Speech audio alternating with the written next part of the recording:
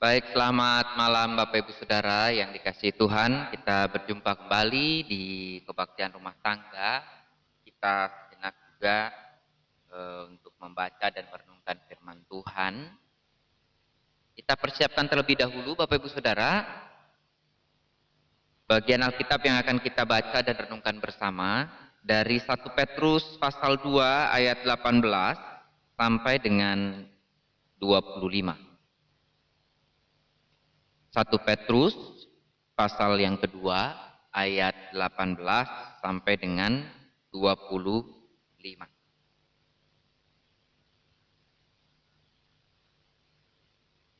Ya, jika Bapak Ibu Saudara sudah mendapatkan bagian teks Alkitab yang akan kita baca bersama, kita biarkan Alkitab kita terbuka dan kita mohon pertolongan Tuhan melalui doa agar hati dan pikiran kita tercerahkan. Mari kita berdoa. Bapa yang penuh kasih, kami bersyukur kami diberikan kesempatan di malam hari ini untuk sejenak membaca dan merenungkan firman Tuhan. Untuk itu ya Bapa, di tengah keterbatasan, kelemahan kami sebagai manusia, Tuhan yang senantiasa memampukan kami, mengaruniakan kami Roh Kudus, sehingga kami beroleh hikmat agar memahami firman Tuhan dan melakukannya dalam kehidupan kami sehari-hari. Tuntun kami ya Bapa, dalam Kristus Yesus kami berdoa. Amin. Baik Bapak Ibu Saudara yang dikasihi Tuhan, 1 Petrus pasal 2 ayat 18 sampai dengan ke-25. Lembaga Alkitab Indonesia memberikan judul Penderitaan Kristus sebagai Teladan. Hai kamu, hamba-hamba, tunduklah dengan penuh ketakutan kepada Tuhanmu, bukan saja kepada yang baik dan peramah, tetapi juga kepada yang bengis. Sebab adalah kasih karunia jika seorang karena sadar akan kehendak Allah, menanggung penderitaan yang tidak harus ia tanggung. Sebab dapatkah disebut pujian jika kamu menderita pukulan karena kamu berbuat dosa? Tetapi jika kamu berbuat baik dan karena itu kamu harus menderita, maka itu adalah kasih karunia pada Allah. Sebab untuk itulah kamu dipanggil, karena Kristus pun telah menderita untuk kamu dan telah meninggalkan teladan bagimu, supaya kamu mengikuti jejaknya. Ia tidak berbuat dosa, dan tipu tidak ada dalam mulutnya.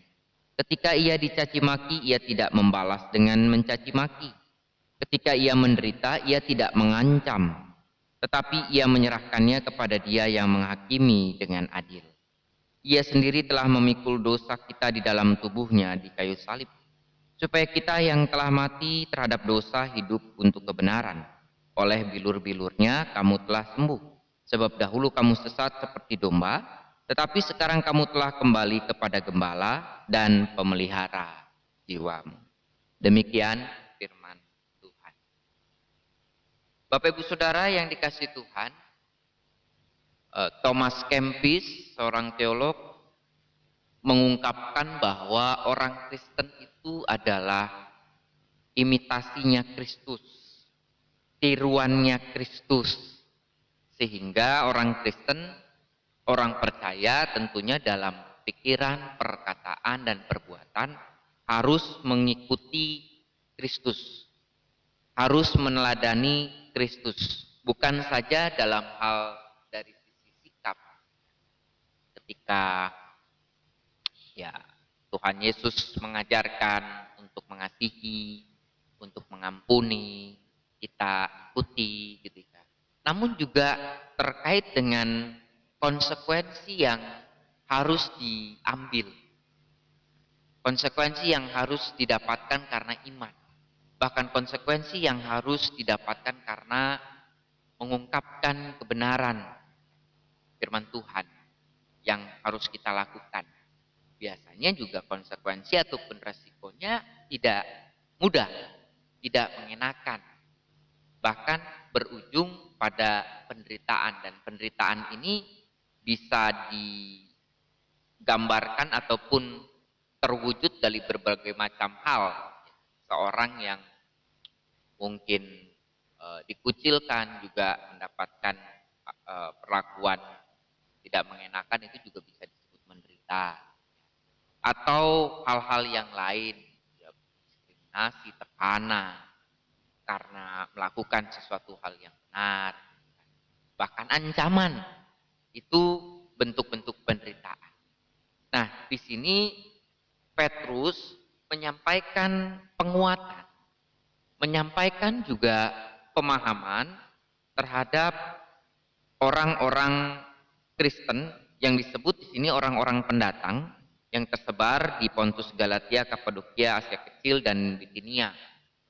Untuk mereka tetap bisa bersabar dalam penderitaan, untuk mereka bisa menghadapi penderitaan itu bukan justru dengan perlawanan secara kekerasan gitu ya, atau dibalaskan lagi dengan kekerasan, namun justru tetap ditanggapi dengan nilai-nilai yang Tuhan Yesus ajarkan. Apalagi konteks pada saat itu, Bapak Ibu Saudara yang dikasih Tuhan, di sini nampaknya Petrus mengungkapkan orang-orang pendatang ini, orang-orang Kristen pendatang ini juga nampaknya ada yang posisinya, ada yang statusnya sebagai budak ataupun hamba. Dan pada saat itu, Bapak Ibu Saudara, ya ketika bicara status sebagai budak ataupun hamba, mau tidak mau, ya harus patuh pada tuannya. Kenapa? Karena sang hamba ataupun budak itu sudah dimiliki kehidupannya oleh tuannya.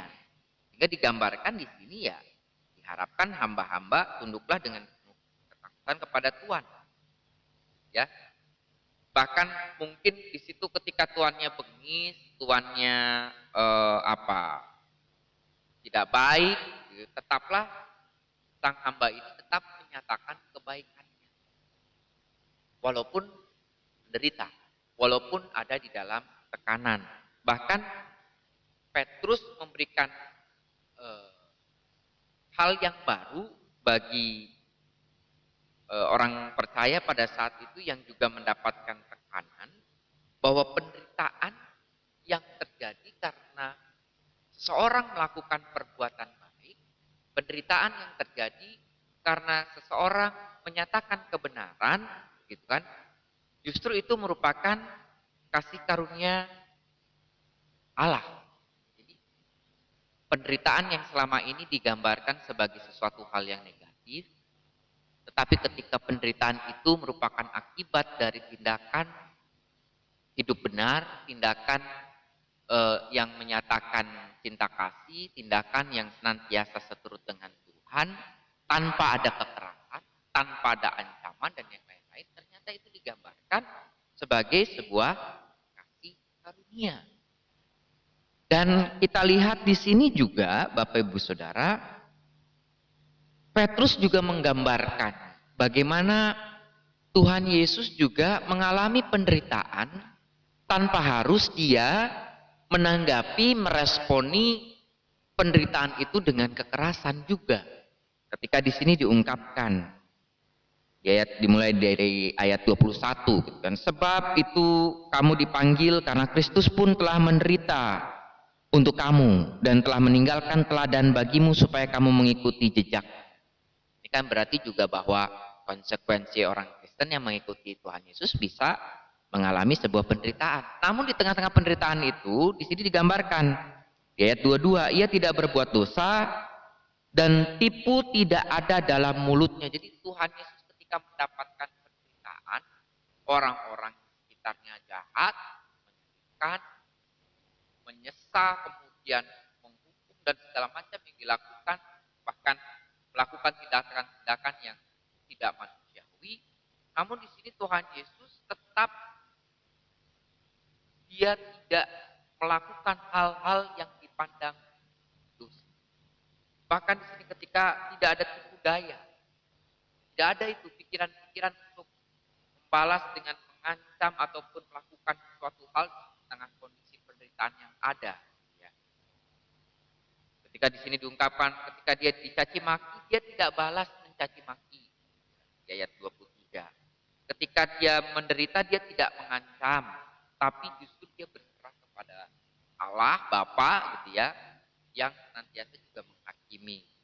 Dan justru karena penderitaan yang dijalani ataupun diambil oleh Tuhan Yesus, itulah yang senantiasa menyelamatkan kita gitu ya. Bahkan penderitaan dan kematiannya senantiasa membebaskan kita dari belenggu. Nah, pemahaman ini yang diberikan kepada jemaat pada saat itu yang juga ada dalam tekanan bahwa penderitaan itu menjadi suatu hal yang bisa terjadi dalam konsekuensi Tuhan. Namun memang di sini juga diungkapkan bahwa penderitaan yang diungkapkan Petrus ini bukan penderitaan yang diakibatkan oleh seseorang yang melakukan tindakan jahat, tindakan kriminal. Otomatis kalau bicara itu kan sudah menjadi buahnya. Ketika seseorang mungkin melakukan kriminal, dia mencuri, kemudian dia ditangkap, dapat perlakuan fisik dari orang-orang lain, ataupun bahkan penjara dan lain-lain, itu bagian dari penderitaannya, dan itu hasil dari tindakannya. Tapi orang tidak, penderitaan yang terjadi itu bukan karena dirinya berbuat jahat, bukan karena dirinya melakukan tindakan yang tidak baik, namun justru karena konsekuensi imannya ketika dia berupaya untuk mengasihi orang lain, ketika dia berupaya untuk berbuat baik kepada orang lain, ketika dia berupaya untuk peduli, berbela rasa, bisa saja penderitaan itu muncul dan itu ternyata menjadi bagian dari kasih. Nah, apa yang diungkapkan Petrus diharapkan memberikan kekuatan bagi jemaat pada saat itu untuk tetap bertahan dalam iman, untuk tetap memiliki pengharapan, bahkan untuk melihat penderitaan menjadi sesuatu hal yang tidak saja negatif namun juga memiliki sudut pandang positif, yaitu adalah kasih karunia, di mana tetap ada pengharapan dan kekuatan. Bahkan di sini diungkapkan juga di ayat 25 bahwa di dalam kondisi penderitaan itu Tuhan tetap memelihara, ketika disungkapkan kamu telah kembali kepada gembala dan pemelihara jiwa. Di dalam penderitaan itu Tuhan tetap memelihara, bahkan sebagai gembala yang dalam. Nah, untuk kita saat ini bicara terkait dengan penderitaan banyak bentuknya, Bapak Ibu Saudara. Ya, kondisi saat ini pun dipandang sebagai sebuah penderitaan ya. Kita menghadapi pandemik, kita harus berhadapan dengan bahwa pandemik ini mengakibatkan penderitaan, gitu ya. Namun kita juga perlu lihat gitu ya, bahwa ada hal-hal yang kita perlu teladani dari sikap Tuhan Yesus tentang bagaimana dia mengasihi, bagaimana dia berkorban ya, memberikan yang terbaik bagi orang lain, dan bisa jadi menderita. Nah, itu yang harus kita juga wujud nyatakan dalam kehidupan kita sehari-hari. Di tengah kondisi pada saat ini, apa yang kita bisa lakukan ketika taruhlah Tuhan Yesus justru rela menderita untuk meringankan penderitaan orang lain. Nah, maka kita diajak pada saat ini juga apa yang kita bisa lakukan untuk meringankan penderitaan kita bersama, untuk meringankan penderitaan kehidupan bersama ini, dengan tetap kita juga bisa berkorban, dan bisa jadi ada penderitaan yang kita harus rasakan, dan itu menjadi kasih karunia. Kita diajak untuk berani ambil resiko di sana, dengan tetap merespon, menanggapi penderitaan itu tanpa kita membalasnya dengan kekerasan, tanpa kita melakukan hal-hal yang justru bertentangan dengan apa yang Tuhan Yesus ajar. Taruhlah begini, misalnya dalam kondisi saat ini, kita berupaya, kita mau nolong orang, kita mau nolong orang, kita mau bantu orang, kita mau melakukan sesuatu hal yang baik untuk kehidupan bersama. Namun justru kita jadinya menderita Kenapa? Karena bisa saja kan ada pandangan-pandangan lain. Dengan motivasi yang murni itu orang bisa saja melihat salah salah mengerti. Ntar bisa jadi wah ini mungkin cari muka, atau oh ini hanya ingin mendapatkan pujian dan segala macam. Nah, itu kan bentuk penderitaan. Namun kalaupun itu harus dialami, ya kita terima, kita jalani sebagai konsekuensi iman. Toh di situ pun kita tidak melakukan hal-hal yang sifatnya bertentangan dengan nilai-nilai cinta kasih itu. Di situ pun kita tidak melakukan hal-hal yang bertentangan dengan pengajaran Tuhan Yesus sendiri. Apalagi ketika misalnya kaitan dengan baksos, dukungan bantuan sosial yang bisa jadi mungkin ada yang melihat bahwa oh ini apa kristenisasi apa-apa lagi. Itu ya bisa saja menjadi sebuah konsekuensi penderitaan yang harus kita tanggung. Namun kita diajak untuk tidak menanggapinya ataupun kita diajak untuk meresponnya tidak dengan kekerasan, namun dengan arif bijaksana. Dan tetap kita menyatakan kebaikan. Dengan hikmat dan juga akal budi yang Tuhan berikan bagi kita, kita bisa dituntun untuk tetap menyatakan kebaikan walaupun konsekuensinya menderita. Sehingga kita tetap menjadi sosok yang meneladani Kristus di tengah-tengah kehidupan kita. Dan kita tetap memiliki pengharapan. Dalam kondisi saat ini pun kita diajak sama-sama.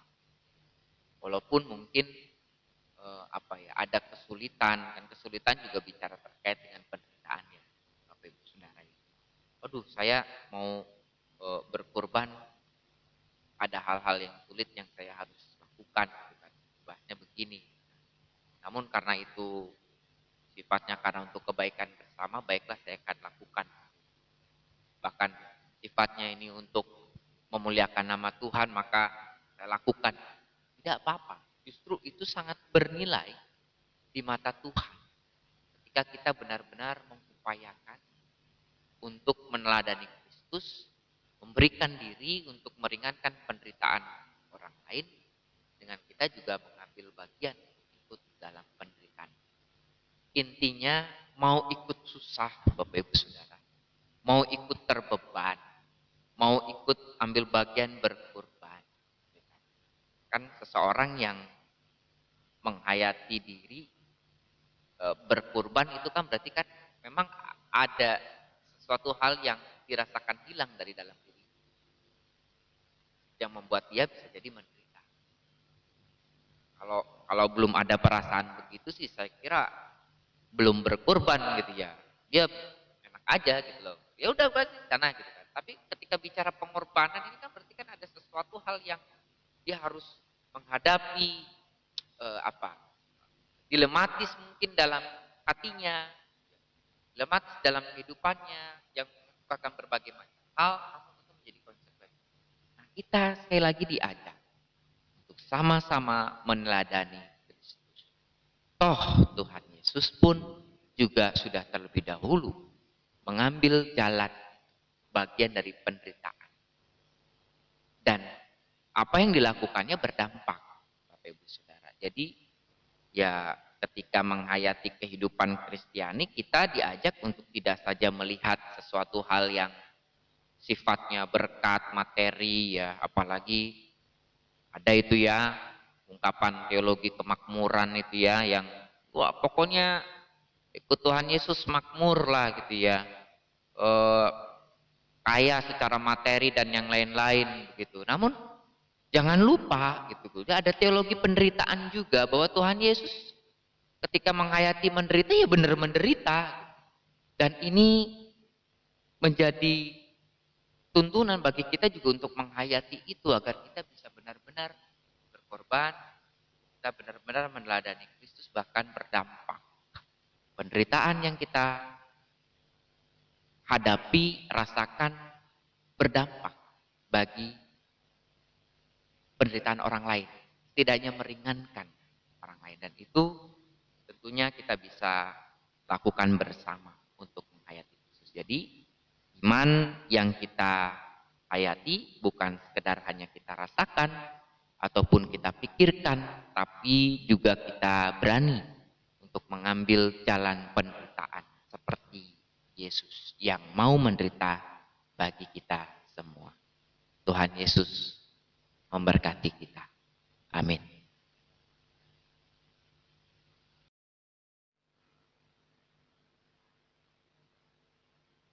Mari Bapak Ibu Saudara yang dikasih Tuhan, kita telah membaca dan merenungkan firman Tuhan, mari kita berdoa. Tuhan yang Maha Baik, melalui firman Tuhan kami diingatkan agar kami tidak saja berpikir terkait dengan hal-hal yang baik-baik terjadi dalam kehidupan kami, namun kami juga diajak untuk juga bisa merespon penderitaan sebagai konsekuensi iman. Kiranya firman Tuhan menuntun kami agar kami juga berani untuk mengambil konsekuensi menderita seperti Tuhan Yesus yang menderita bagi kami. Kami diajak untuk rela berkorban, kami diajak untuk senantiasa memberikan yang terbaik walaupun kami harus menderita. Dan itu memuliakan nama Tuhan. Tuntun kami ya Bapa.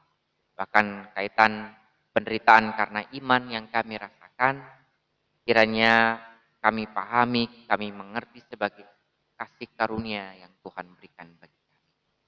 Sehingga kami dimampukan untuk tetap memiliki pengharapan dalam iman. Tetap dimampukan untuk melakukan yang terbaik di tengah-tengah kehidupan.